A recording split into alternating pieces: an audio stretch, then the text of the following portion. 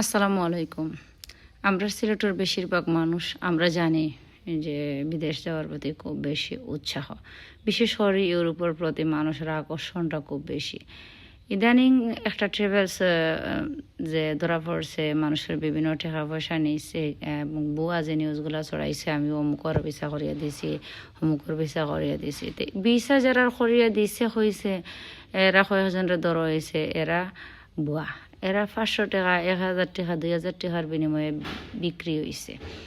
আর তারার বিক্রি হওয়ার সুযোগ লইয়া ট্রেভেলসে মানুষের লাখ লাখ লাখ লাখ টাকা মারিয়ে নিয়েছে। মানুষের দেশে দিকে মানুষ দৌড়িয়া গেছে, আমরা তোলা করিয়া দিলে, এর হলা করিয়া দিলে, এরকম হ্যান তেন মানুষ পাগল হয়েছে, বিদেশ যেহেতু নিয়ে দিছে। তো যে চক্র তো আছেও, তারা হয়তো মানুষ 100 জনের লাগে জমাদের, তারা মানুষ একজনের করিয়ে দিতে পারে বা 2 জনের করিয়ে দিতে পারে বা পারেন না। তারা যে কোনোভাবে একটা ফাইল জমা দিতে পারবো, এর কারণে তারা ট্রাভেলস করছে না, তো তারা করতো না। ভিসা নেওয়া হইব আপনার লাখের উপরে ব্যবহার করে, ঠিক আছে, আপনার লাখের উপরে ব্যবহার করে, তাও ঠিক আছে।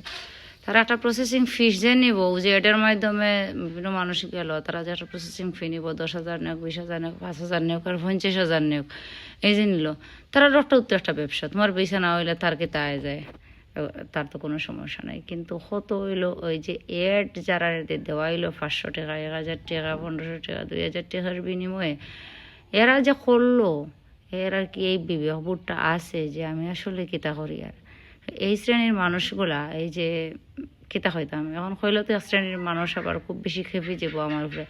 এই যে একটা শ্রেণীর মানুষগুলো এই কাজটা করছে, এই শ্রেণীর মানুষগুলা খুব খুব খুব বেশি লোভী থাকে। আর এই লোভী থাকার কারণে কিন্তু তারা সামান্য জিনিসের বিকে যায়। আপনি ইলেকশন আইলে দেখতে পারবা যে কি পরিমাণ মানুষ টেকায় বিক্রি হইতে পারে। মানে টেকা ছাড়া আপনি কথা হইতে পারতো না। আপনি যেখানেও যাইব আপনি টেকা ডালতে হইব, টেকা ছাড়া কোনো কথা নাই। তো মানুষ এই যে সামান্য জিনিসের লাগে, যে সামান্য পয়সা যেন খাইলায়, 5 বছর লাগে 200 টাকায় বিক্রি হয়, 5 বছর লাগে 500 টাকায় বিক্রি হয়। কিন্তু এইখান চিন্তা করে না যে এই যে মানুষগুলো টাকা দেবে, এগুলো সারা জীবন মনে থাকতে, তুই আমার 500 টাকার বিনিময়ে ভোট দিছ, তো অন্য সময় সুযোগ হইলে আমার কাছ থেকে 5,000 লিয়ে যেতে কি পারে।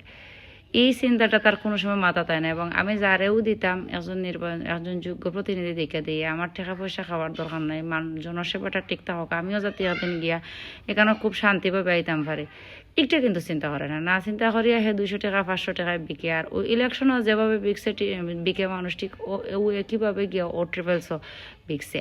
এই ট্রাভেলসও বিকে এখন কতজন মানুষের ভুক্তভোগী বানাইছে, খের 50,000, খের 1 লাখ, খের 2 লাখ, খের 10,000, খের 5,000, যার যে সব তো সবগুলা খাইছে। কিন্তু এরা সামান্য পয়সার বিনিময়ে বিকিয়া মানুষটা ভুক্তভোগী করছে, তারা খাওয়ার সুযোগ করে দিছে। এরা যদি এই সামান্য পয়সার বিনিময়ে বিক্রি হইতো না, তাইলে অত মানুষ ভুক্তভোগী হইতো না, আর এই অত বড় চক্র এত বড় কাজ করতে পারতো না।